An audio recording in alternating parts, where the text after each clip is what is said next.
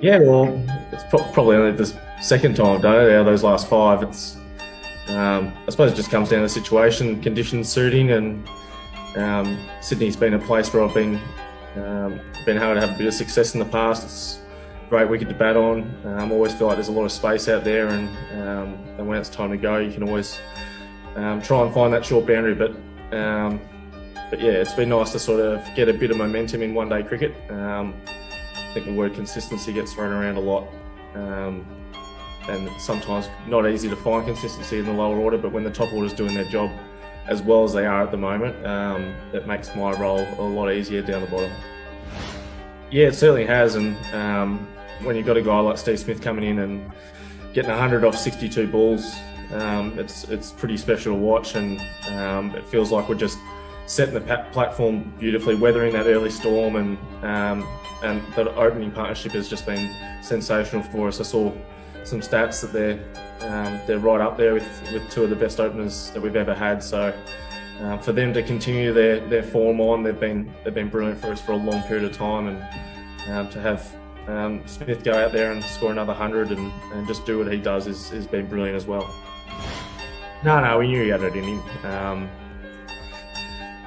As he said the other day, he found his hands, and it's looking pretty scary at the moment for opposition teams. He's placing the ball as well as anyone around the world, and when he puts the foot down, he goes hard, and he's still hitting the ball on the gaps. It's not like he's hitting the ball straight over fielders' heads. He's still picking his spots. He's calculated, and he just looks like he's got so much time at the moment. And I think a lot of the time you judge him by the way he starts his innings, and he's just started by hitting the middle of the bat consistently. He walks across his stumps, pulls the stump just outside off, and works it behind square, and he just looks to have so much time, and looks really calm at the crease at the moment. Yeah, I haven't seen him or heard anything since I've been off the field, and I only sort of ran off, did my concussion test, and then came straight here, so I haven't really haven't heard anything, or haven't seen anything from Davey, but hopefully he can the scan comes back and it's okay. But yeah, it didn't look good there. He didn't really want me to carry him off, and that didn't help that he's a lot shorter than me and couldn't reach up.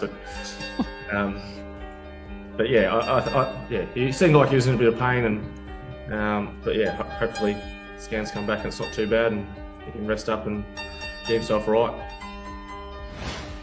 A little bit. I don't think it's so much my swing. It's more just getting my head level and both my eyes working at the same time. I just felt like when I was side on,